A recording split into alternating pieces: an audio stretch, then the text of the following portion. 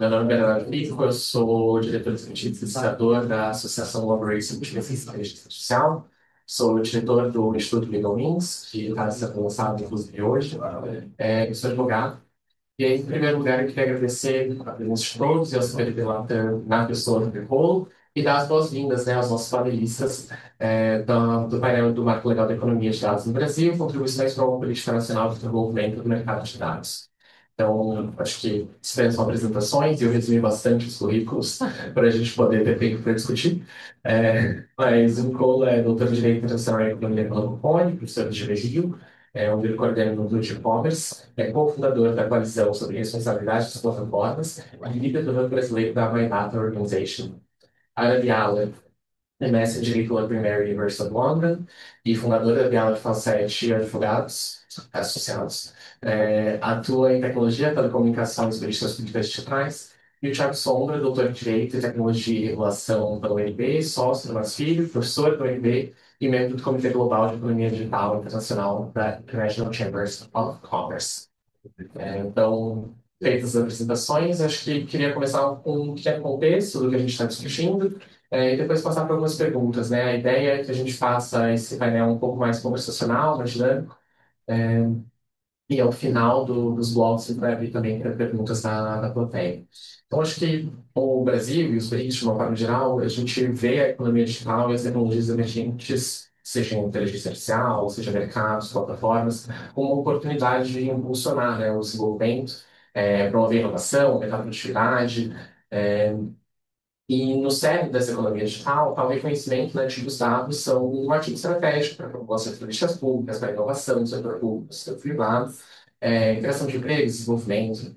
E, apesar disso, a gente ainda tem, né, uma certa preocupação com o consenso, fragmentação regulatória, assimetrias. Só um pouco do que a gente vai discutir aqui, né, de quais são os possíveis impactos, o que traz de diferente a gente ter um marco sobre economia digital, no que ele se diferencia, né, de marcos como a LGPD, como o Marco Civil, e quais são os potenciais riscos que a gente tem em questões, por exemplo, impactos concorrenciais, e quais são os benefícios que a gente pode ter para esses setores. Então, acho que para iniciar essa questão, eu queria começar passando a palavra para o Leopoldo, justamente para ele te abordar essa questão de qual você entende, né, que são os principais entraves que a gente enfrenta hoje no setor público e no setor privado, em relação ao uso compartilhado de dados no Brasil, seja sobre segurança jurídica, questões técnicas, questões institucionais. Por exemplo, na área da saúde, né, a gente teve uma discussão ontem, inclusive, sobre uma grande preocupação não só da perspectiva de proteção de dados, mas também de regulações como o Conselho de Medicina, a ANS, né, e como a gente pode ou não utilizar essas informações, e em que medida, né, a gente falar de um marco legal da economia de dados se diferencia do que a gente já tem hoje, né, de LGPD, de marcos pela internet. Então, por favor, se você puder começar com os... Boa tarde.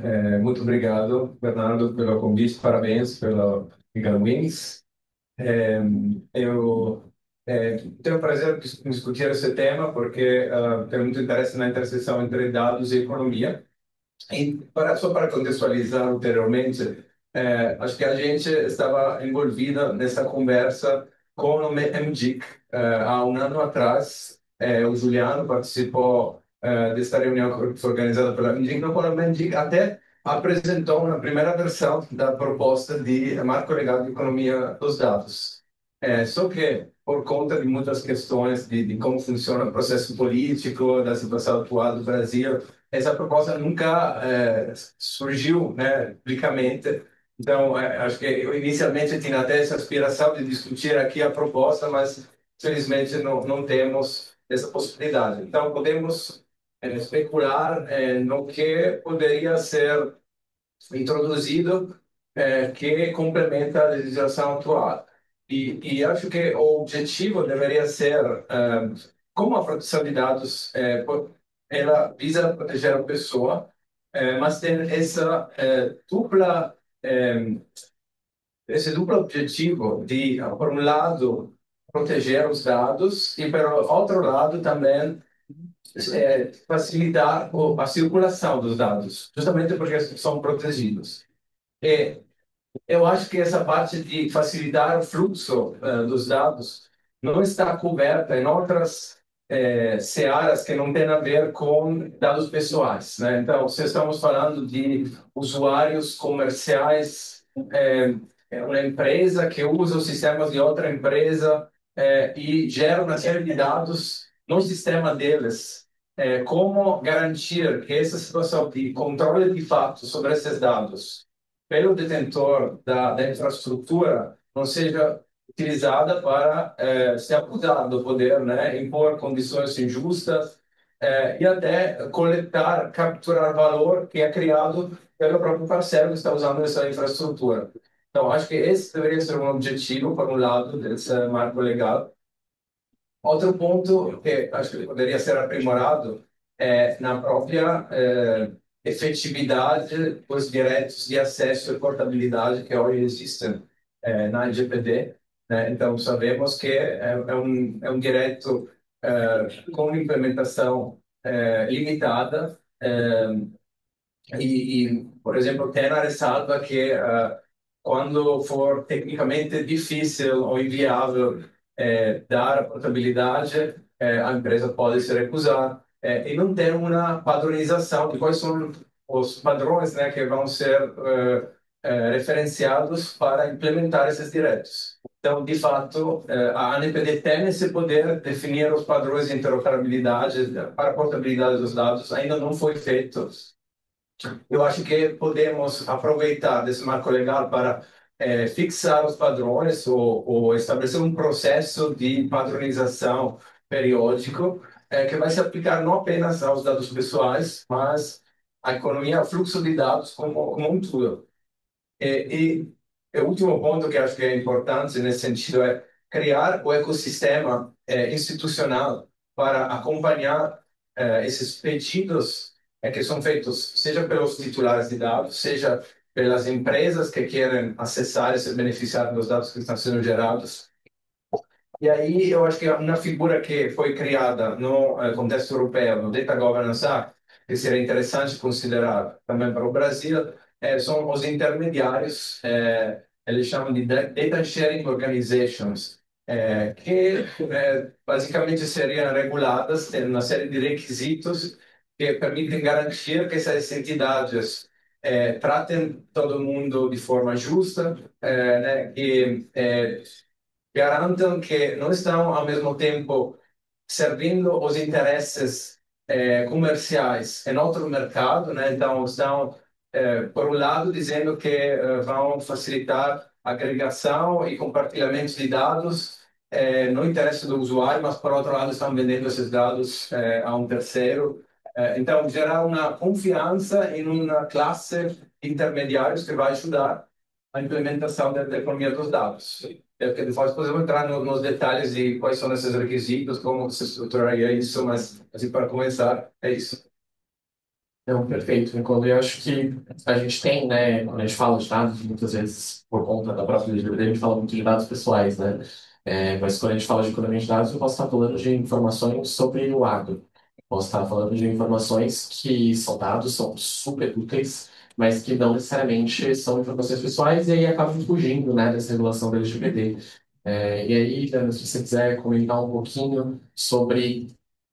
Acho que justamente o que a gente não está olhando ainda, né, nos marcos de LGPD e Marco Civil, e pensando como que esses dados, né, como que essa questão do compartilhamento dessas informações pode, sendo regulado, ser uma situação com uma segurança jurídica maior, né? Muitas vezes eu não sei o que eu posso compartilhar, o que eu não posso, justamente no ponto que o Nicolo fez, né? Eu tenho, muitas vezes esses dados são apropriados por quem tem a infraestrutura, e aí a gente não tem nenhuma certeza de como e por que esses dados podem ser utilizados, com quem compartilhar, e eu acabo fechando muitas vezes isso em ciclos privados, né?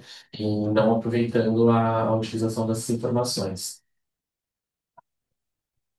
Bernardo, muito obrigada pela pergunta, mas antes disso, pelo convite para participar desse painel e aproveitar aqui a presença do Nicolo para agradecer e parabenizar a FGV por mais essa CPLP Latam, que está realmente espetacular, debate de muito alto nível. Acho que a tua pergunta, Bernardo, toca em alguns pontos que eu acho que são muito importantes para a gente estruturar mesmo essa conversa. E a primeira delas é que quando a gente está falando de uma política nacional de uma economia de dados propriamente dito, via de regra, não me parece que a gente está falando de dados pessoais, né? Então, quando a gente discute o que é a economia de dados e a preocupação que me parece mais do que legítima do poder público de procurar criar locos onde de fato haja uma organização de dados que possam informar a elaboração de políticas públicas, que possam ser utilizados como repositórios para inteligência artificial e para tantos desenvolvimentos que são feitos. Em princípio, a gente não está falando de repositório de dados pessoais que poderiam ser utilizados. Então, você mencionou a questão do setor agro, né? O setor agro é um setor que recorrentemente reclama que não existe um repositório onde eles possam fazer uso de informações para poder fazer um planejamento de planteio, colheita que seja mais adequado, que seja mais eficiente. Para eu fazer algo assim, eu não preciso coletar dados pessoais. Um outro setor que reclama muito também e que clama essa questão do espaço de dados e a política pública me parece fazer sentido é o setor de transporte. Então, enquanto política pública, parece razoável eu conseguir ter alguma visibilidade sobre uma área do país onde há uma necessidade grande de uma rodovia melhor estruturada, porque ela de fato funciona para que seja escoado determinado tipo de produção, e a gente não tem rodovia que passe perto daquela cidade. Então, do ponto de vista da política pública, parece fazer bastante sentido. O fato de, eventualmente, se existir acordos de compartilhamento de dados para poder trazer estrutura informacional para um espaço onde essa informação possa ser consultada, não significa que eu preciso saber todos os dados dos fazendeiros, e aqui falando dados pessoais, dos fazendeiros que estão naquela localidade ou dos motoristas que passaram por aquela rodovia esburacada. Então, eu acho que é muito importante a gente separar essa discussão de uma maneira bastante estrutural em termos de um plano nacional de economia de dados ou a discussão a respeito da necessidade da gente estar melhor preparado para uma economia de dados, da discussão de proteção de dados propriamente dita, porque senão a gente traz uma complexidade para essa discussão muito grande e uma série de limitações. É lógico que eu estou falando isso num contexto, numa premissa de que dados pessoais não farão parte desse grande lago de dados que seria utilizado para essa economia. Eu acho que isso é um desafio de partida que a gente tem quando a gente tem essa discussão. Agora, para além da temática do foco em que tipo de dado que nós estamos discutindo, eu acho que a gente tem que dar um passo atrás, porque a gente olha muito para referências europeias, né, do Data Act, e tenta trazer questões similares para cá, mas a gente tem uma realidade de estruturação de dados que é muito diferente, muito complexa. A gente ainda não tem uma política efetiva de dados abertos e a gente tem uma dificuldade muito grande com dados estruturados, né? Dados estruturados em diferentes esferas do governo federal, estadual, municipal. Em algumas delas, a dificuldade não é nem o dado estruturado, é o dado digitalizado.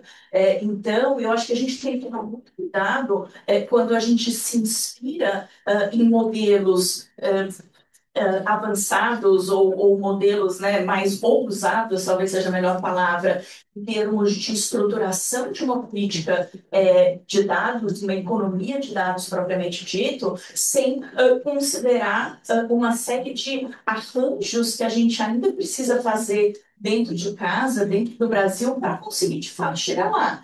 E aqui eu falo tanto em termos de pensar política de economia de dados, até mesmo da discussão que a gente tem tido aqui em diferentes painéis a respeito da inteligência artificial, né? A gente tem um problema como país de falta de dados estruturados e interoperáveis, que realmente é um problema. E talvez a gente precise começar a olhar do ponto de vista da política pública essas vertentes para conseguir avançar propriamente dito numa política nacional de dados. Eu não controlei meu tempo, eu posso dizer. Eu tenho um problema, estou sentindo por aqui, a gente chegar no período com espaço estácio. Tranquilo, né? Obrigado pelas contribuições. E acho que toca muito numa conversa que a gente estava tendo, inclusive, no outro painel, né? Sobre a necessidade da gente pensar as regulações de tecnologia, de uma maneira geral, de uma perspectiva brasileira, né?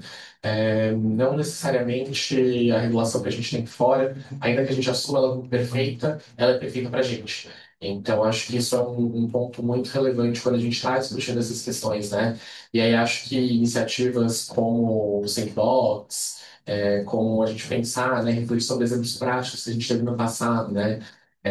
Quando a gente teve a pandemia, por exemplo, que existia uma necessidade muito grande do governo acessar informações que muitas vezes estavam detidas por empresas privadas e que uma das respostas era não posso por conta de LGPD, GDPR, qualquer questão que seja de proteção de dados, né? Então, acho que pensar também o que isso pode estar nos trazendo de entrave, né? E acho que é um pouco nesse sentido, Thiago, que eu queria ouvir de você em relação a como, né, a gente pode, com uma regulação da economia de dados, trazer mais segurança, a gente pensar em modelos, por exemplo, o Sandbox TA, a gente pensar em questões de como dar uma garantia maior, que podem ser até questões técnicas, né, como a Ana estava falando, eu não necessariamente estou falando de pegar as informações de toda a fazenda, pegar o CPF do fazendeiro e colocar isso numa base. Mas se eu tenho informações que estão certificadas, que trazem um insight significativo, né, e que não tem mais uma vinculação, por exemplo, com a informação pessoal, por que não poder fazer essa utilização, né? Então, acho que um pouco pensando o que a gente pode trazer aqui de seguranças para que eu possa ter um fomento de desenvolvimento de tecnologia mais interessante. Obrigado, Bernardo. Não, primeiro eu queria agradecer a FGV sobre o encontro, Lucas, dizer que é um prazer poder participar, a Ana, com você, Bernardo. Acho que tem alguns desafios aqui, né? Tendo ajudado a elaboração da LGPD lá atrás e participado agora da comissão dos juristas que elaborou o projeto de lei de inteligência artificial, eu vou dizer a vocês que toda vez que a gente começa uma discussão de novo marco regulatório e começa a conversa pela LGPD, eu já me fico desesperado. É como você começar a falar daquela família que tem um filho, uma família super bacana, que tem um filho desvirtuado e toda vez a gente tem que começar a história contando daquele filho. Então, é uma história nova, deveria ser um marco regulatório, um perfil diferente. Eu vou dar um exemplo. Eu acho que durante a comissão trabalho de elaboração do projeto de lei de inteligência artificial, a gente acabou ficando muito enviesado com diplomas normativos que no passado foram muito importantes, como a defesa do consumidor e a LGPD. Isso vai contaminando alguns debates que talvez pudessem ser discutidos sob uma outra perspectiva, né?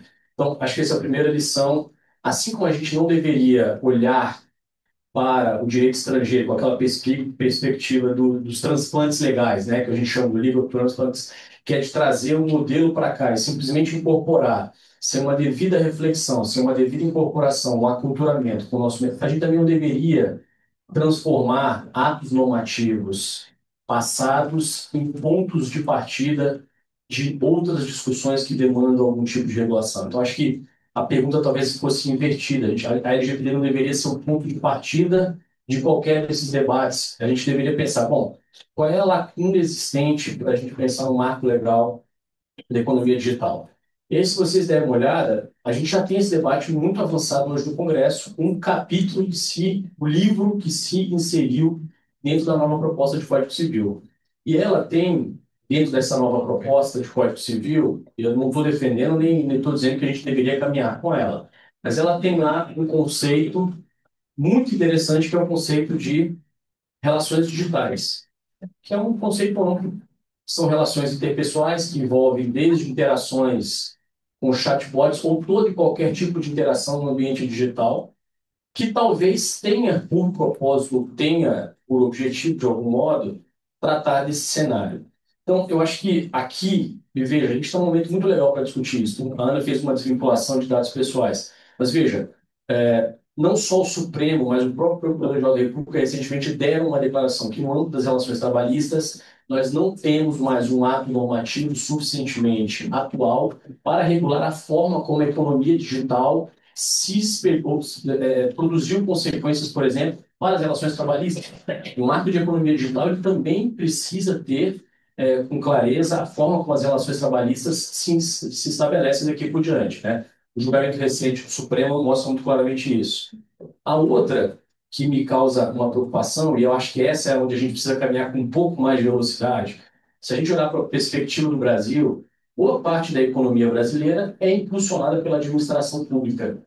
O PIB brasileiro ele é praticamente fomentado muito com políticas públicas, né? A participação do Estado é muito forte. Se nós computarmos aqui boa parte das políticas públicas existentes, né, farmácia popular, fiéis, Minha Casa Minha Vida, todos os programas que existem, esses são programas que envolvem uma coleta de dados expressiva e uma necessidade de compartilhamento. E não sejamos ingênuos que esse compartilhamento não exista a despeito do Supremo lá atrás. Nós tivemos o decreto do presidente Michel Temer, todos vão lembrar da história, né? Esse decreto depois foi sucedido por um novo decreto. Aí o Bernardo trouxe o problema da pandemia, que foi aquelas duas decisões do Supremo, uma em relação aos dados do IBGE e a outra em relação aos dados, se não me falha a memória, das empresas de telefonia, né? Que a gente precisava poder fazer as comunicações com as pessoas que estavam com Covid. E a primeira reação generalizada foi: não queremos um compartilhamento, ou o compartilhamento naquelas bases não deveria ocorrer. O que não significa, não sejamos ingênuos, que ele não ocorre, e não ocorre para finalidades diversas das quais elas foram coletadas, né? O SERPRO é um grande exemplo disso. A gente tem a base de dados mais valiosa hoje do país, que é a Base Nacional de Veículos do Senatran, ou do Detran, que é um cartório de carros, né? É uma base que eu consigo estabelecer o score de crédito de qualquer pessoa. Então, o compartilhamento ele acontece. O grande ponto é as bases em que ele acontece talvez não estejam ainda suficientemente claras. E é onde eu acho que o ponto que o Nicole trouxe muito importante, que são as reflexões do que aconteceu na Europeia. Transparência nesse tema do compartilhamento de bases de dados pública, acho que é o ponto número um. Não só pelas mensagens que o Supremo mandou nos dois julgamentos, mas como pela expectativa que todo e qualquer cidadão tem quando ele recebe um SMS de alerta de tempestade ou de qualquer outro, e com quem esses alertas estão sendo compartilhados, com que objetivo e a forma como isso acontece. Então, acho que temos alguns pontos importantes para resumir essa fala inicial, né? Se nós não estivermos tratando só de dados pessoais, nós não deveríamos usar a LGPD de ponto de partida. Acho que esse seria um começo ruim, um começo enviesado, como de certa forma foi o começo do PL de inteligência artificial. Se o objetivo é um objetivo além de regular essas interações em âmbito digital, a gente tem um livro relativamente desenhado dentro do novo projeto de reforma do Código Civil. E se o objetivo é efetivamente termos mais clareza na forma, acho que o primordial para o Brasil avançar em termos de serviço público e de políticas públicas é o compartilhamento. A gente parou, depois, acho que o receio foi tão grande com aquelas duas decisões do Supremo que o assunto meio que parou no tempo. Nós não voltamos a discutir a importância, né? Eu sei que a NPD tem isso colocado como uma meta, mas acho que é o próprio escândalo recente do INSS mostra como esse assunto de acesso de bases de dados pública ele precisa ser tratado o quanto antes. Que ali, de certa forma, houve uma fraude, mas houve um acesso a bases que não poderiam ter sido acessadas, né? Então, são pontos que eu acho que a gente precisa refletir dentro de um cenário um pouco mais amplo, sem essas perspectivas um pouco enviesadas, essencialmente na LGPD. Só lembrando que o último componente é a decisão do Supremo recente sobre o Marco Civil, que ela também trata de um outro tema que envolve a economia digital, que são os marketplaces, né? Então, assim, não são só atos normativos que compõem esse cenário de discussão, decisões judiciais também aqui. Perguntar só, inicialmente, você trouxe também esse aspecto de acessar aos dados no contexto emergencial, que eu também perguntou isso. eu acho que no conceito de economia dos dados, como foi regulado na União Europeia, é verdade que eles usaram esse conceito como guarda-chuva para incluir várias coisas, inclusive esse aspecto de Open Data e o que chamam de Reverse Open Data, que seria acesso aos dados das empresas, em alguns casos. É, são aspectos importantes, mas agora o ponto que eu questionaria, até para apimentar um pouco a discussão, é que podemos dividir de forma clara dados pessoais e dados não pessoais. Sabemos hoje em dia que é muito fácil com tecnologias reidentificar dados que antes, alguns anos atrás, talvez eram considerados anonimizados.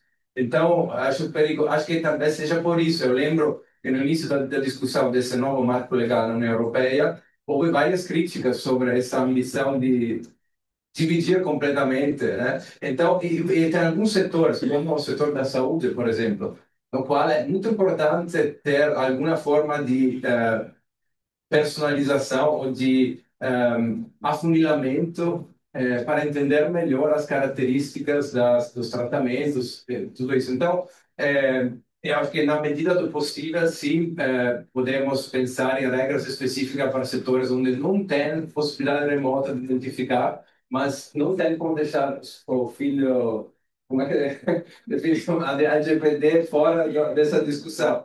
Talvez não tenhamos que partir da LGPD, mas podemos falhar de dialogar com a LGPD. Eu concordo com você, Nicolò. E eu acho que aqui não é uma questão de deixar a LGPD fora da discussão, mas é que a LGPD não é o ponto de partida da discussão. Pelo contrário, ela é o balizador quando se estiver construindo, de fato, um projeto de uma, né, de plano de dados, uma economia de dados. Mas, sem dúvida nenhuma, ela é parte integrante dessa discussão para estabelecer os limites. Você falando dessa discussão a respeito do dado que eventualmente pode ser revertido e considerado anônimo, eu faço questão de falar isso porque a gente teve ontem, né, a referência do prêmio Danilo. O Danilo teria feito aniversário ontem, e o Danilo era uma pessoa que, quando a LGBT começou a ser discutida, ele era muito contra a exclusão que se tem hoje na LGBT dos dados anônimos, porque ele falava, em última análise, os dados sempre vão poder ser revertidos. Se não, isso não é verdade hoje, daqui a 5 anos vai ser. Mas a gente não pode trabalhar com essa premissa, porque senão a gente começa a trabalhar com tudo sendo dado pessoal e a gente deixa de ter uma economia de dados que realmente consiga caminhar, né? Então, eu acho que é um comentário super importante, mas a gente realmente, do ponto de vista da construção, a gente precisa dosar.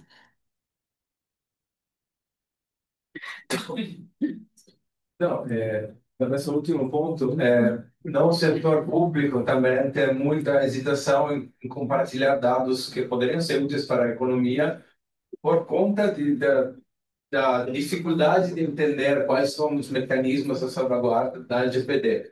A gente, não eu, mas um grupo do CTS aqui fez um trabalho sobre governança de dados no setor público, no qual trabalhava com a prefeitura, e a missão era de liberar os dados o mais rápido possível, mas na verdade isso demorou muito tempo, porque não era fácil entender, né? Tem uma série de matrizes de perigosidade que são utilizadas no contexto de Open Data, mas na discussão internacional, focada mais no contexto do GDPR, aí na LGPD tem aspectos diferentes. Então, acho que precisamos avançar também nesse aspecto.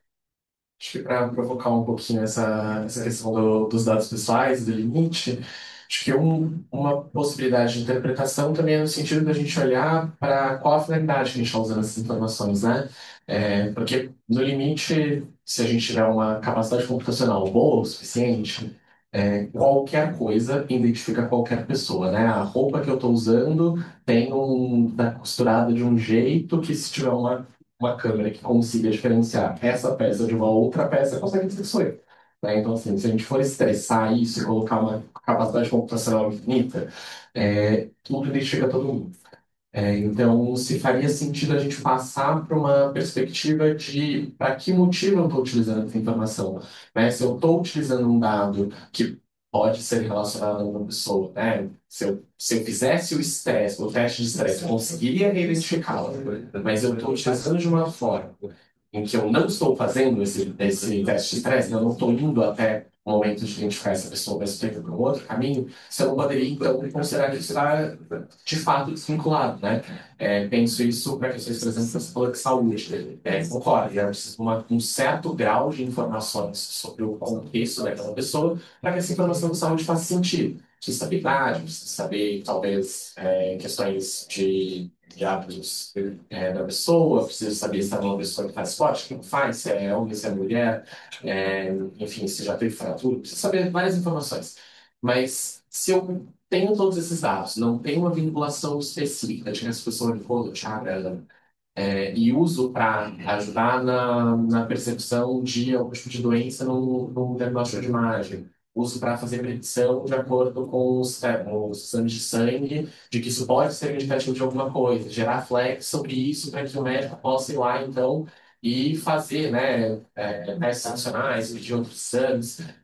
Eu não estaria desvinculado, né? Eu não estaria já numa esfera que, apesar de eu estar falando de informações de saúde, já não seriam dados pessoais de saúde, porque eu não estou me estressando para chegar naquele ponto. Então, acho que Ele trouxe um ponto aqui, e dois exemplos me ocorreram, né? Quando ele falava aqui das Data Sharing Organizations da União Europeia, né? São os grandes hubs de compartilhamento de dados. Nós temos isso no Brasil de uma certa forma.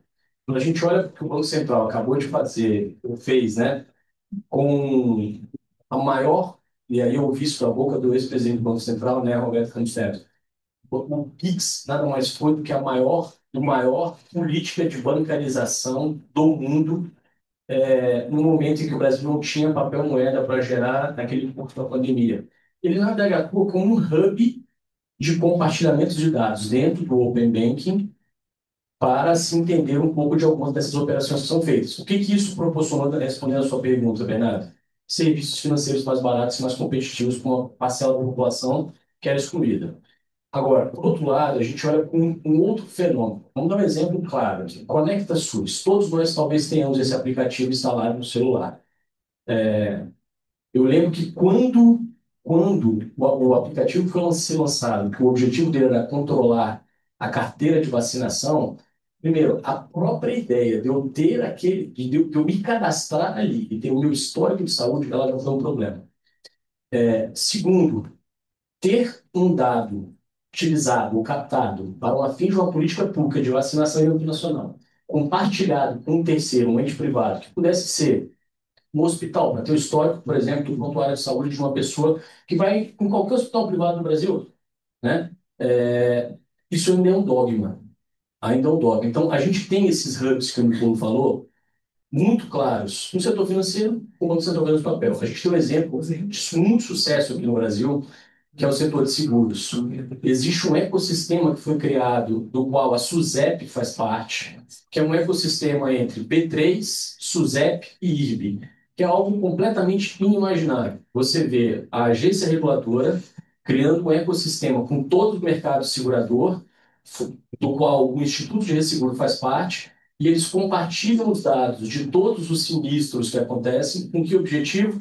Melhorar a regulação do sinistro, ter clareza de melhores informações dentro do mercado para que a regulação do sinistro seja feita de uma forma mais precisa, para que eu tenha apólices de seguro melhor dimensionadas. E aí, por que isso é tão importante? Porque, bom, boa parte da população que tem acesso a esses serviços de seguro consegue ter um acesso mais barato.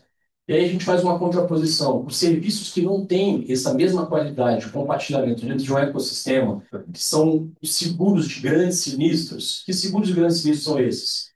O que aconteceu com o aeroporto de Salgado Filho, por exemplo, em Porto Alegre, ou o que aconteceu com as barragens. Esses não têm replicação, eu não tenho como compartilhar um dado dentro de um cenário de economia digital que permita melhorar, são fatos atípicos. Mas quando eu tenho esses serviços que são comoditizados, nessa ideia de marco legal da economia digital, a criação desse ecossistema no qual eu tenha um hub de compartilhamento, como aconteceu na União Europeia, né? Tem as organizações altruístas, mas temos outras também, isso permite efetivamente que a gente tenha um conhecimento melhor, uma precisão, uma exatidão de como esses serviços podem ser melhor prestados, né? E queria voltar aqui um pouquinho no exemplo que você usou, Bernardo. Talvez no exemplo que você usou, você navegou muito perto de dados que seriam efetivamente dados pessoais, né? E acho que quando a gente está falando dessa ideia de um lago de dados ou de uma política de uma economia de dados, eu estou olhando a dados um pouco mais afastados dessa personalização tão grande. Mas acho que, independente disso, acho que uma analogia que é importante e um orientador que é importante numa eventual política é uma lógica do princípio da boa-fé. Né? E falei do princípio da boa-fé ontem no da LGPD, mas eu acho que aqui você trazer uma lógica do princípio da boa-fé para a utilização dos dados que sejam imputados nesse sistema, ela é absolutamente necessária, tanto para utilização quanto a reutilização. E aqui a boa-fé no sentido de se manter alguma aderência com as condições ou as regras pelas quais os dados foram colocados lá dentro, foram compartilhados. Então, eu acho que é importante também isso, por mais que se afaste aqui uma discussão da LGPD e da proteção de dados, mas é que os dados dos quais a gente está falando são dados. Primeiro, acho que uma premissa de voluntário, né? Então, não é o governo estabelecendo uma imposição de compartilhamento de dados dentro daquele espaço, mas, de fato, um espaço onde haja o compartilhamento voluntário de dados e um uso desses dados com base em algum grau de princípio de boa-fé a respeito do propósito pelo qual aquele silo foi criado e para que aqueles dados serão utilizados.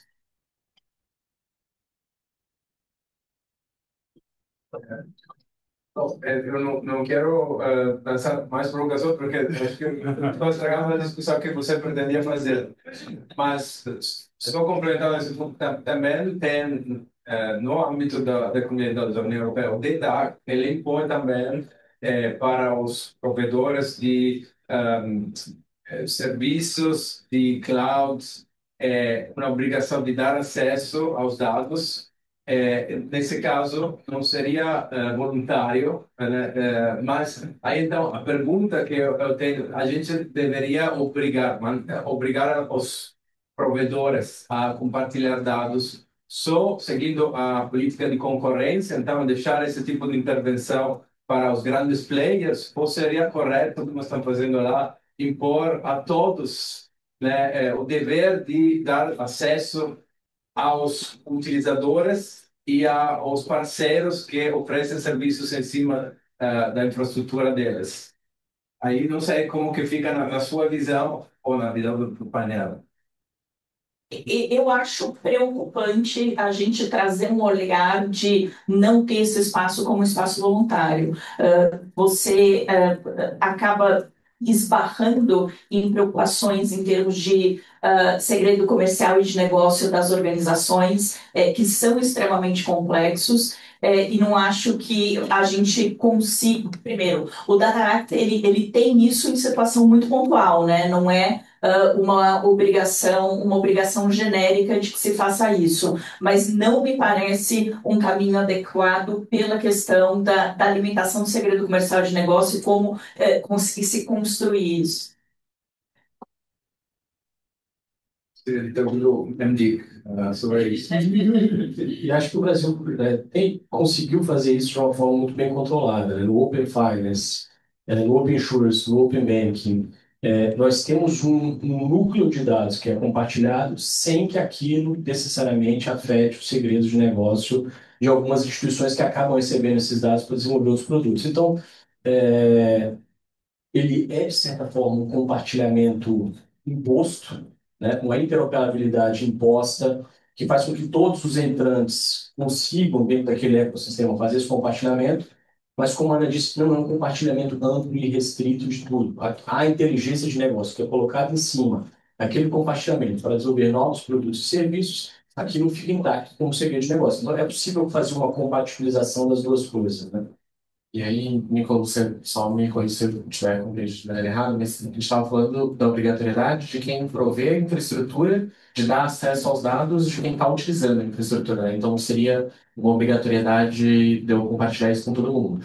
Se eu estou usando a sua infraestrutura, você é obrigado a me fornecer esses dados e eu posso compartilhar isso para frente, né? Então, acho que a obrigatoriedade, em alguma medida, também faz sentido, porque, no final das contas, quem está produzindo essa inteligência de dados, na verdade, é quem está utilizando a infraestrutura e não necessariamente quem tem a infra ali, né? Então, acho que é mais nesse sentido a questão da obrigatoriedade. Mas a gente tocou um pouco nas questões de concorrência, acho que seria um bom momento para a gente aprofundar um pouco mais, né? Porque quando a gente fala do compartilhamento de informações, inclusive a gente tem é, figuras de ações anticompetitivas que são de compartilhamento de informação, né? Então, como que a gente compatibilizaria essa possibilidade, ou até mesmo a obrigatoriedade, em alguns casos, de compartilhar essas informações com o que a gente entende hoje como condutas que são proibidas, né? Então, acho que como que a gente entra na economia de dados sem necessariamente esbarrar nessas questões antitrust. Bom, muito complexa. Eu acho que, bom, normalmente, o compartilhamento de dados é algo que favorece a concorrência, não é um problema para a concorrência. Agora, talvez não vira direto concorrência, mas o que pode acabar fazendo esse sistema que facilita o compartilhamento de dados é que seja utilizado a favor dos players que já são muito poderosos, né? Que já têm muitos dados. De fato, no sistema da União Europeia, eles no Digital Markets Act, definiram quem são esses gatekeepers, as empresas guardiãs de acesso, e essas não podem se beneficiar de algumas disposições do Data Act, né, que são que visam a facilitar o fluxo de dados da economia. Então, uma forma de limitar os impactos concorrenciais, mas não necessariamente uma violação do direito da concorrência, é excluir alguns players dessa prerrogativa. É, outro aspecto tem a ver com como esses dados que talvez são coletados em um contexto e depois vão ser utilizados em outro contexto, como poderiam ser aproveitados pelo provedor de infraestrutura. O caso clássico é a Amazon, né, que tem acesso aos dados dos vendedores, sabe quais produtos estão tendo sucesso, e aí ela replica esses produtos com um custo menor, porque não tem tudo a pesquisa, desenvolvimento, né, e a marca do produto fazem Amazon Basic, e estamos se aproveitando desse dado. Então, com uma economia de dados que funciona, acho que deveriam ter mecanismos para garantir que esses dados sejam acessíveis para todos. Hoje em dia, o que está acontecendo na da concorrência é que empresas como a Amazon são obrigadas a não utilizar esses dados. Tem uma proibição, né? Isso acho que de alguma forma nos faz perder algumas possibilidades. Então, criando um ecossistema confiável de intermediários que guardam os dados com as salvaguardas certas e que podem permitir que sejam acessados com registro e tudo, que não abusem desses dados que estão eles mesmos tendo, acho que o sistema vai ganhar.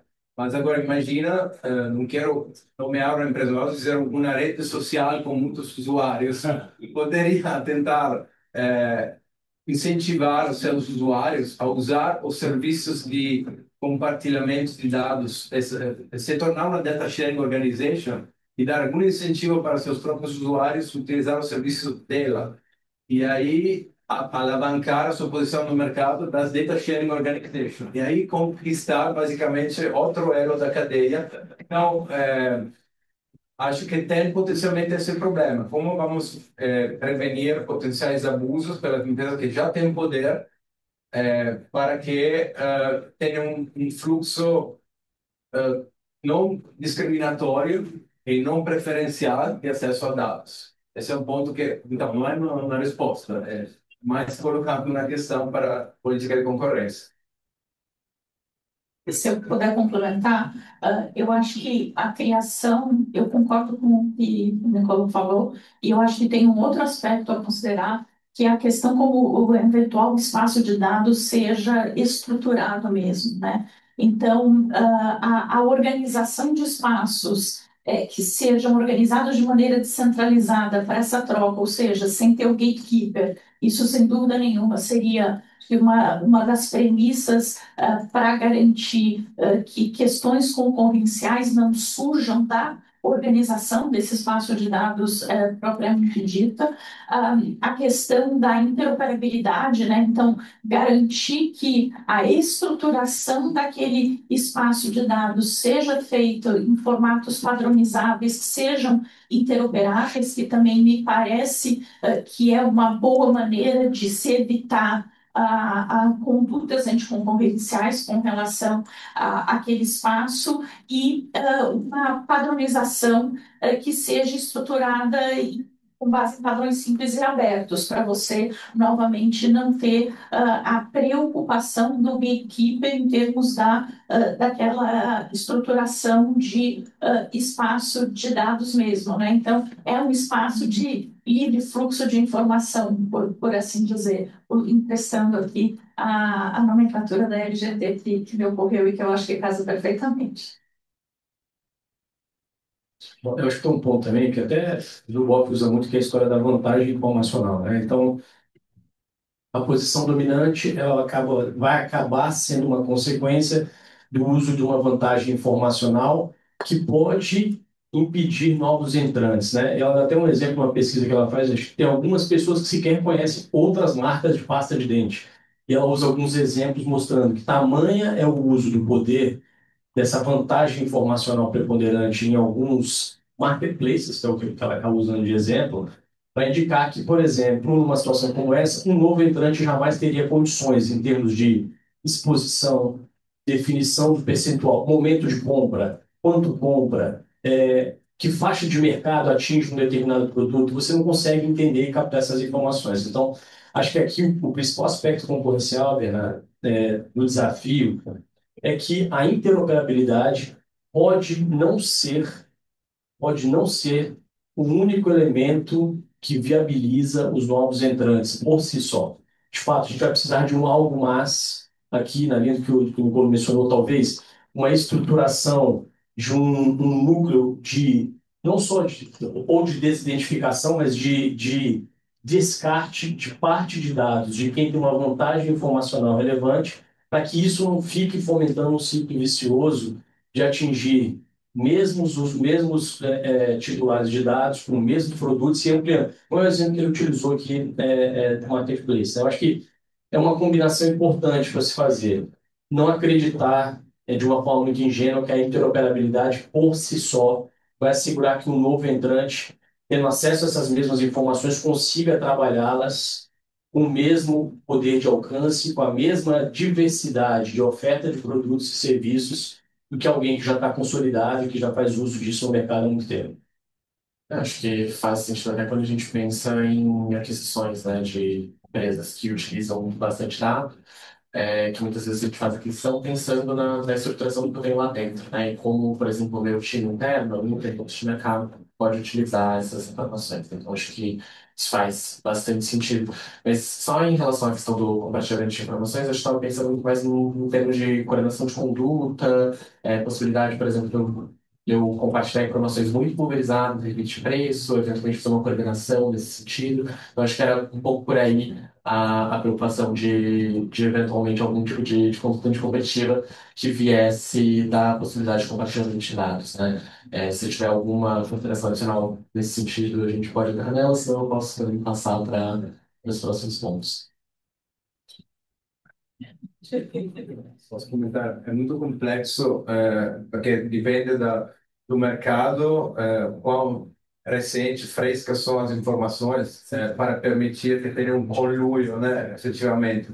Mas eu acho que as autoridades podem acompanhar, como uma espécie de sandbox, né, e tentar dar diretrizes para evitar, né, então, também no direito à concorrência, esse não é um tema que foi endereçado especificamente, fica essa pergunta, como podemos eliminar a possibilidade de conluio. É muito difícil, sobretudo porque não é só uma questão de dados que são compartilhados, às vezes mesmo os modelos permitem resgatar informações úteis. Então, eu não acho que o marco legal por si só vai resolver esse problema. As autoridades de concorrência vão precisar acompanhar, mas se tiver uma classe de intermediários que facilita esse fluxo, eh, as autoridades podem ter um diálogo mais próximo, mais contínuo com esses profissionais e aí minimizar os problemas.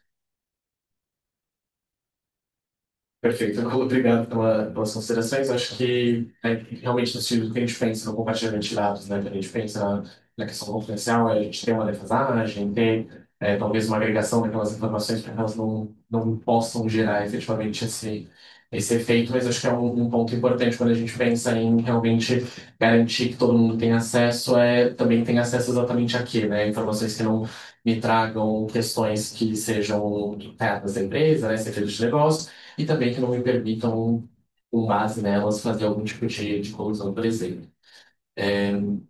E acho que queria ouvir um pouquinho mais. A gente falou sobre agro, falou um pouco sobre saúde. Acho que se vocês têm, falando sobre finanças, se tem outros setores que vocês enxergam que teriam um benefício muito relevante, né, da gente ter essa regulação da economia digital. Se tem alguma vantagem da gente. A gente falou, né, da parte de agronegócio, falamos de dados pessoais, falamos de saúde.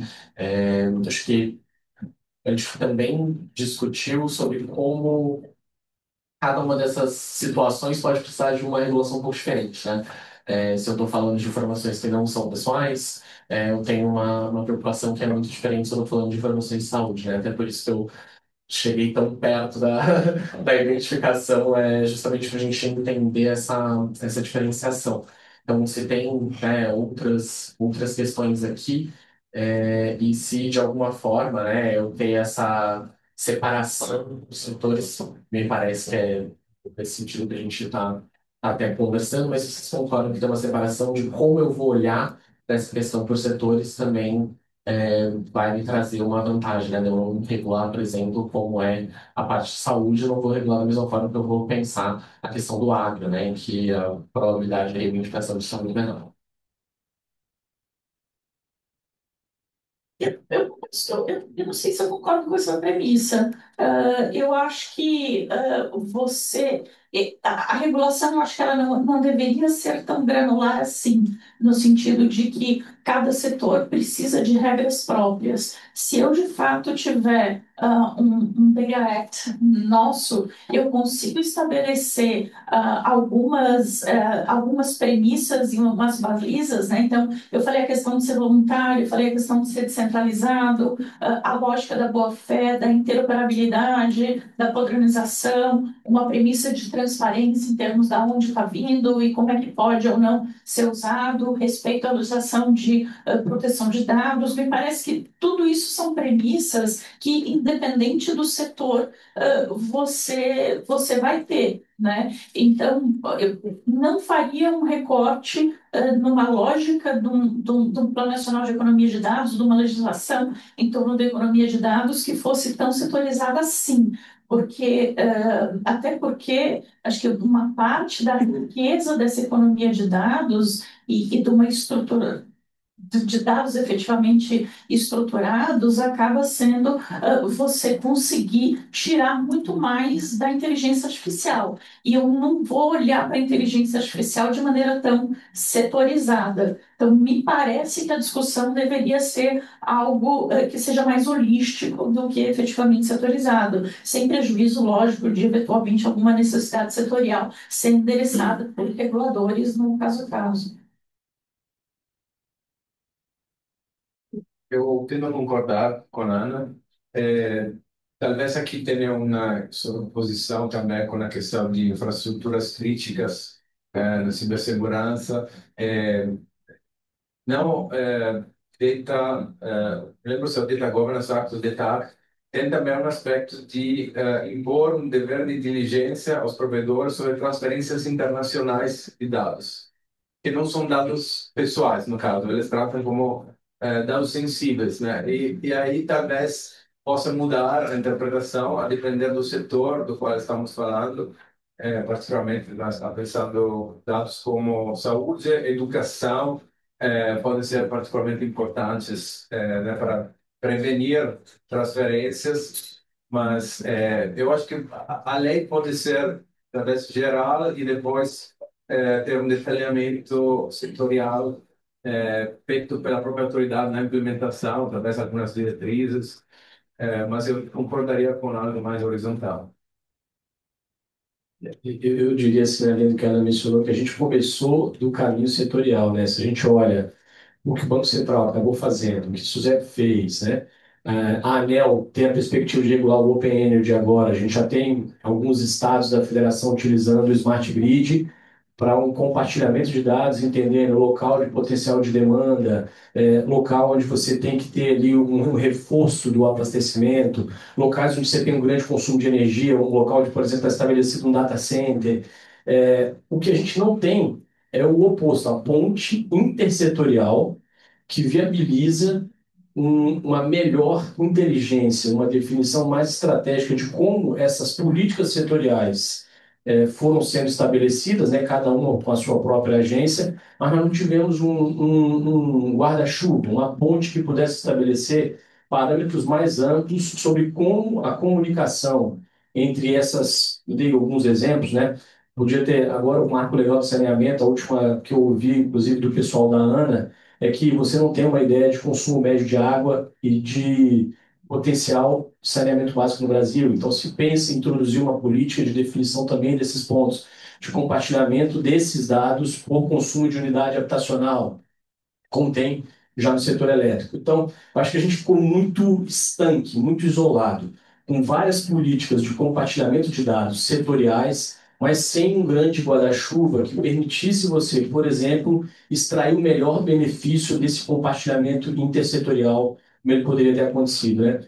Obviamente, a gente viu isso acontecer entre o setor de seguros e o setor financeiro, mas nem entre os demais. Então, acho que é um espaço aqui a se construir, não só para oferta de melhores serviços e produtos, mas para permitir efetivamente que a gente tenha uma clareza sobre o melhor benefício dessa interação, digamos assim.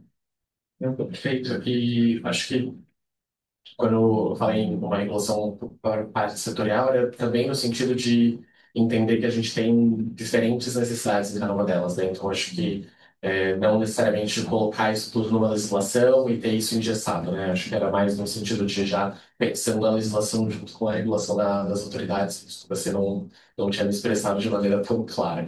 É, pessoal, como a gente tem 15 minutos agora e a gente tem orientação, você pediu para abrir também para o público fazer perguntas, eu queria aproveitar para abrir então esses próximos 15 minutos para quem puder ter alguma dúvida ou ainda. Eu vou pegar no vácuo aqui, ó. Ele é muito bom, né? Muito bom. Aí você começa a pôr, Exatamente. Vou começar mais logo. Oi, gente, boa tarde. Eu sou a Adriana, sou advogada pública, sou da AGU e estou trabalhando como encarregada de dados no Ministério da Saúde. Eu queria só puxar um pouquinho dessa questão, né, já que vocês trouxeram a pergunta final aqui da questão setorial. Eu fico vendo, quando a gente trata da saúde, estou trabalhando com isso há pouco tempo, mas já me aprofundei bastante nisso, eu vejo que existe uma complexidade aí, Ana, e até assim, não discordando, mas colocando um outro contraponto aqui, que quando a gente vê um setor, por exemplo, como a saúde, as especificidades são muito grandes. E acaba que a gente quase não consegue sair da questão dos dados pessoais.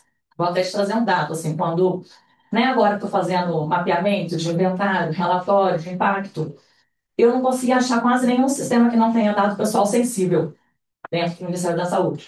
A gente tem 200 sistemas em produção, mais de 600 bancos de dados, e todos eles tratam dados pessoais sensíveis. Então, assim, eu acho difícil a gente separar essa discussão da discussão dos dados pessoais, né? E uma outra coisa que eu queria trazer é que, assim, muitas vezes eu até discuto com o Nicole, né, Nicole? Que o pessoal traz muita questão do Open Finance, né? Mas o Open Finance, quando a gente compartilha dados, fica muito claro ali que, por exemplo, eu posso, na concorrência, trazer um produto melhor para o meu titular, o cidadão ali, né, o dono do dado, o titular. Mas, na saúde, isso é um pouco mais difícil. Porque se eu compartilho ali dados de saúde, quem vai me garantir que, na verdade, eu vou conseguir um produto melhor para aquele cidadão? Ou que eu não vou gerar exclusão, exatamente. Então, na saúde, em geral, você traz a exclusão e discriminação, o que é vedado pela legislação. Porque eu não posso compartilhar dados para fazer situação de risco. Então, se no Open Finance, e funcionou muito bem por causa disso, porque eu consigo compartilhar os dados, eu consigo oferecer um crédito melhor, e nas finanças, eu posso não dar o produto, porque eu não sou obrigada a dar crédito para o Rodrigo, que não paga as contas dele direito. Mas eu posso dar para a Adriana, que é procuradora da Fazenda, faz tudo certinho. Então, eu não tenho essa obrigação de dar aquele produto para ele, mas na saúde eu tenho. Eu não posso excluir. E eu fico vendo assim, uma grande dificuldade se eu compartilho esses dados e quem me garante que isso não vai ser feito? Né? E a LGPD ela veda compartilhamento de dados de saúde para fins de obtenção de vantagem econômica, né? Mas ela permite, por exemplo, para dados transacionais, cadastrais. Mas eu fico assim, mesmo esses dados, eles podem revelar dados de saúde, porque, por exemplo, se eu compartilho dados de que a Adriana frequentou um hospital oncológico em 2023, é um dado transacional, dado financeiro. Mas o que significa isso na prática? Que provavelmente eu tive um câncer, ou pelo menos estava investigando. Então, mesmo dados cadastrais, financeiros, administrativos, eventualmente, pode ser que eles revelem dados de saúde. Então, mesmo no que a legislação permite, a gente tem que ter esse cuidado. E aí, um outro ponto que eu queria trazer, que o Thiago trouxe ali, o exemplo do prontuário. Né? O prontuário, aí de fato é uma vantagem. Né? Eu vou no setor privado, sei lá, tomei uma vacina no setor público, fiz um exame laboratorial, e aí, mas o prontuário, assim, eu não preciso compartilhar os dados para ter acesso àquele prontuário. Eu posso compartilhar o acesso ao prontuário àquele profissional de saúde no momento do atendimento. Então, por exemplo, hoje o SUS já tem um prontuário unificado, né, que tem dados ali do setor privado, do público. Mas, e a gente está fazendo isso para, num contexto de atendimento também privado, acessar aquele prontuário. O que não significa compartilhamento. Então, assim, eu não estou dando os dados do SUS para o setor privado, ou mesmo né, dentro do setor público como um todo, do setor né, saúde suplementar. Eu estou permitindo que aquele profissional, num contexto de atendimento, a partir de uma autorização do paciente, consiga consultar seu prontuário. Para quê? Para que ele não tenha que repetir exames, né? Evitar o prontuário falado, porque hoje você vai no médico ele fala quais são as suas comorbidades, né? Que medicamentos você toma? Quer dizer, se a pessoa esqueceu ou deixou de prestar uma informação relevante, então isso já existe independente de compartilhamento. Né? Isso já existe, inclusive, no âmbito do SUS. Então, assim, a gente tem formas de fazer com que esses dados sirvam, inclusive os de saúde, para o benefício do paciente, sem que necessariamente eu tenha que transformar isso no mercado. Entende? Sem que eu tenha que necessariamente ficar transacionando esses dados de um lado para o outro, justamente para conferir essa garantia de que aquele dado não vai ser utilizado de má fé. Porque a Ana Paula até falou ali da premissa da boa-fé. Só que, né, qual que é a premissa da boa-fé num contexto como esse, em que se eu compartilhar esses dados muito facilmente, esses dados podem ser utilizados em prejuízo do titular. Então, só um contraponto aqui que eu estou falando dessa questão do setorial, porque eu acredito que quando a gente, dependendo do setor que a gente vá, como o setor de saúde, talvez seja bem diferente do que outros setores, e talvez o que já aconteceu hoje com o mercado financeiro, talvez seja saudável. Que bom que eles abriram isso antes, que bom que serviu de, né, como um piloto aí da vida para ver que funciona em determinados mercados, mas não significa que ele possa ser transplantado para outros mercados sem essa adequação, por exemplo, como no mercado do setor da saúde. Então, só um contraponto que eu queria fazer aí. Obrigada. Pode, desculpa. Como a pergunta foi complexa, mete no. Prefere que eu fale? Fazer depois eu quero fazer um. Tá. Bom, a gente ouviu bastante aqui sobre economia de dados, realmente bastante interessante, mas eu vou aproveitar aqui para, digamos assim, chutar a canela de uma vez.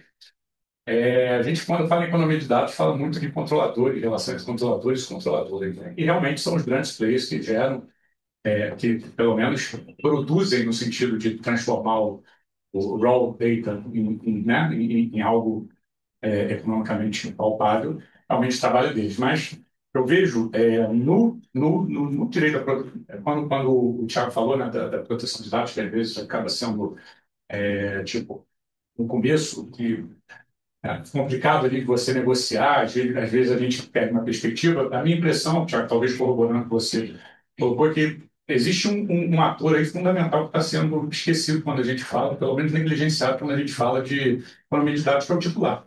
Né? Ou seja, o proveito econômico que o próprio titular, não o proveito indireto no mercado, numa mercadoria melhor, num serviço mais bem prestado, ali, mas eventualmente em fatia do bolo. Né? Ou seja, monetização atribuída ao próprio titular. Sabe que existe uma série de desafios tecnológicos, econômicos, precificação desse dado, enfim, tecnologias que viabilizem isso, mas me parece que a proteção de dados nesse particular, quando a gente... Né, e aí não dá para falar, eu não consigo entender muito bem falar de economia de dados sem falar em dados pessoais, né? Essa categoria, às vezes, elusiva.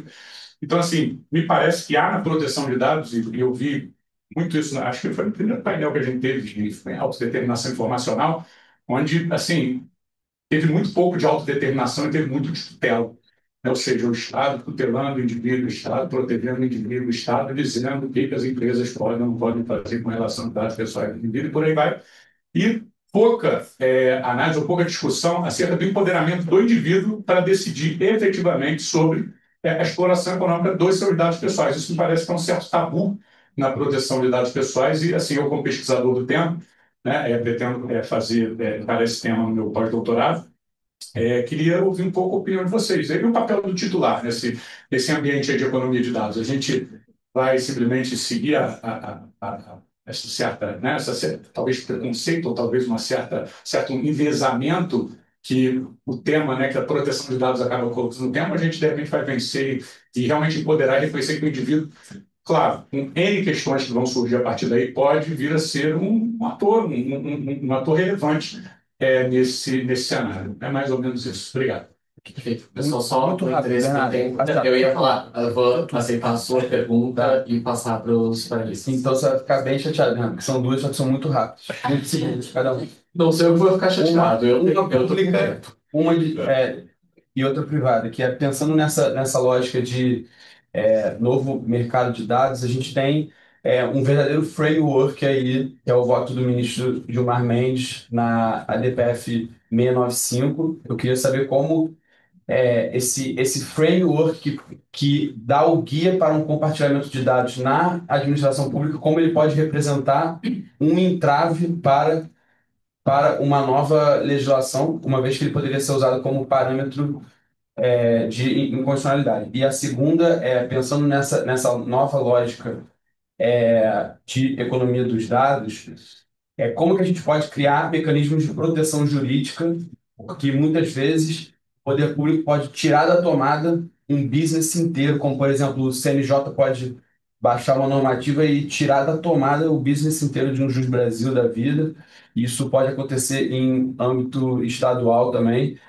Como é que a gente pode criar mecanismos para criar mais segurança jurídica para as empresas que trabalham com dados que vêm do Estado de certa forma? Tentar responder algumas, ou pelo menos em parte, as perguntas. Eu acho que, Adriana, eu entendo tudo que você falou, mas ainda assim, eu acho que são camadas diferentes, né? A camada sobre a discussão sobre o prontuário do paciente, compartilhamento, etc., isso não é uma discussão sobre economia de dados, é uma discussão sobre a aplicação da LGPD direto e reto. Acho que não tem questão. Acho que a outra discussão é em que medida espaços de dados têm uma função no setor de saúde. E até usando os exemplos que você estava dando, me parece que sim. Por exemplo, eu saber que naquele determinado posto de saúde existe uma incidência muito acima da média de pacientes com diabetes, e por isso eu consegui planejar a distribuição dos medicamentos do SUS e dedicar 20% a mais de insulina do que eu geralmente dedico, me parece que é algo que faz sentido e que eu conseguiria definir esses padrões com base em informações que não sejam, de modo nenhum, informações pessoais. E daí, você conseguir ter um espaço, de dados aonde, eventualmente, farmacêuticos também têm isso, porque pode daí também aumentar a disponibilidade de insulina nas farmácias daquela cidade. Livros escolares, Ana, livros escolares, dependendo de determinada região, seria melhor fazer uma distribuição de livros Sem escolares. dúvida. É que eu estava focando na saúde, que foi o que a Adriana usou, mas sem dúvida nenhuma. Eu acho que faz bastante sentido. Então, acho que tem que separar um pouco a discussão. Assim, o foco aqui, né, da nossa proposta é o marco legal de economia de dados, e por isso que eu digo que eu não acho que o recorte setorial é tão necessário. E eu acho que da mesma forma, Valadão, na tua provocação, e que você sabe muito bem o que eu penso a respeito dessa temática, não é uma discussão sobre economia de dados. É uma discussão de autodeterminação informativa raiz e aplicação da LGPD raiz, propriamente dito, né? Porque a lógica da economia de dados e desses espaços de dados é que lá não tem monetização, porque lá não tem dado pessoal. É diferente da gente falar de espaços aonde que foi um programa da SGD no governo passado, que era se estruturar alguma maneira aonde o poder público pudesse disponibilizar o dado do cidadão e o cidadão fosse remunerado toda vez que o dado dele fosse utilizado dentro daquele espaço. Aí, perfeito. Aí eu acho que o teu raciocínio está perfeito e era a lógica mesmo do que se buscava, e acabou sendo, acho que, um projeto, não sei se descartado ou estacionado, mas outras pessoas depois podem eventualmente compartilhar sobre isso. Então, acho que é importante separar essas questões. Ia entrar na do Bernardo, mas eu vou passar para não monopolizar a palavra. Bernardo, pegar essa daqui, então, a da DPF. Essa acho que é a do IBGE. Decreto 10.046. A do decreto de compartilhamento do Temer.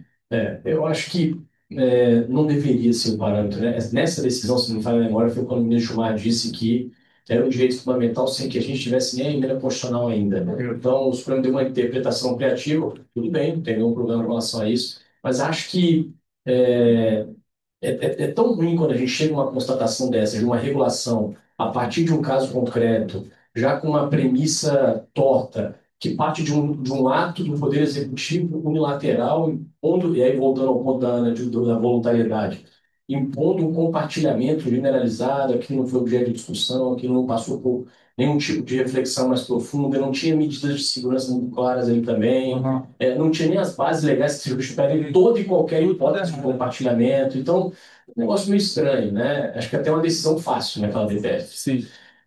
Então, acho que esse é o primeiro ponto. Eu não combinei com o Nicola, mas uma coisa que eu trouxe para fazer uma provocação, dentro dessa lógica da economia, do marco legal, que eu não sei nem a opinião dele, mas como italiano, não podia deixar de trazer esse ponto, né? Que é o relatório do Mário Draghi sobre competitividade da União Europeia. Não sei se todos tiveram acesso a esse relatório do atual presidente do Banco Central Europeu, falando do problema da fragmentação legislativa, da excessiva regulação, dos problemas de desinteresse de investimento dada a agressividade do ambiente regulatório. Eu acho que existe um alerta muito interessante, eu não sei se você concorda ou se discorda, mas concordando ou discordando, é um alerta para um país de civil law que adora um projeto de lei. Basta ver o que está acontecendo com o DIA, né? Eu participei do crime ali, minha esposa até fala, né? Não basta os seus filhos serem xingados até a próxima geração ter participado daquele que você se meteu no outro. Mas fato essa regulação excessivamente fragmentada, a gente falou de vários setores que já fazem isso de alguma forma. Essa excessiva fragmentação e complexidade, porque, convenhamos, todos os temas que a gente tratou tem, e a Adriana trouxe de saúde agora, você vê que é ultra específico em relação a um tema de uma importância nacional gigantesca, que é uma política pública do maior sistema de saúde, talvez, do mundo, que é o nosso sistema de saúde pública. Então, acho que são coisas que a gente precisa ter uma atenção. Agora, ler este relatório do Mário Draghi, é um convite à reflexão antes que a gente tome algumas conclusões ou fale de próximos marcos regulatórios, né? Certo ou errado. Para eles, acho que teve uma lição. A lição é clara, né? Ele diz que a inovação não virá da União Europeia nos próximos anos. O desinteresse de investimento, especialmente dos grandes fundos de investimento, os fundos de venture capital, saiu da União Europeia. Acho que é por isso até que a gente tem um Nicolo aqui com a gente, não mais da Itália. Mas é um desafio a se pensar. Bom, não sei quais provocações recolher aqui, talvez começar por essa. O problema que ele identificou é a fragmentação, não necessariamente a regulação em si, mas a fragmentação dela, na minha visão do relatório, e a necessidade de uma política industrial, comercial, unificada na União Europeia. Também dando muita ênfase à inovação, criticando direto a concorrência por não aumentar essa nossa suficientemente, mas aí poderíamos abrir outro painel sobre isso. Eu queria responder aos pontos que foram colocados, talvez na ordem. A Adriana, não, eu concordo, no geral, eu queria só acrescentar que agora temos tecnologias também que permitem acessar ao resultado sem acessar ao banco de dados. A computação multipartidária, né, criptografia homomórfica, permitem essa separação, vamos dizer, que é interessante também no contexto da saúde. A partir do bolo do Rodrigo, acho que é muito difícil, porque até estimar o valor, né? Mas é isso. Vou convidar você a assistir à sessão plenária e vamos discutir sobre o valor dos dados. E acho que a solução na ferramenta coletiva, porque é muito difícil o indivíduo, né? Aí o ponto do Bernardo aqui, deixa na provocação sobre a separação informacional, como eu disse para nós em Brasil, que chamaram outro dia, porque nesse caso, se é o caso que o de compartilhamento entre entidades do governo, né? E o problema era que era o próprio governo que definia todas as regras e não tinha uma participação multissetorial, né, nessa definição de regras.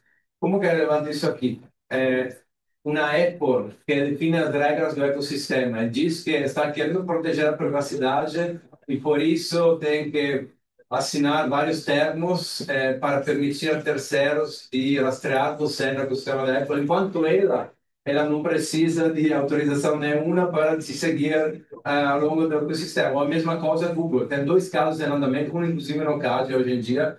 Então, se a gente conseguir impor essa separação informacional aos guardiões de acesso, a gente tem uma concorrência melhor. Então, acho que talvez não aplicaria toda a decisão, né, ao setor privado, mas essa separação é interessante. E aí, nada, aproveito para agradecer e convidar todo mundo a fazer o pausa café, que está disponível nos próximos 30 minutos, e depois ao último ato da conferência. Bom, obrigado a todos pela sua participação. Pelo do tempo, a gente vai ter que encerrar, então os nossos panelistas vão para o ponto direto aqui. Então, muito obrigado a todos.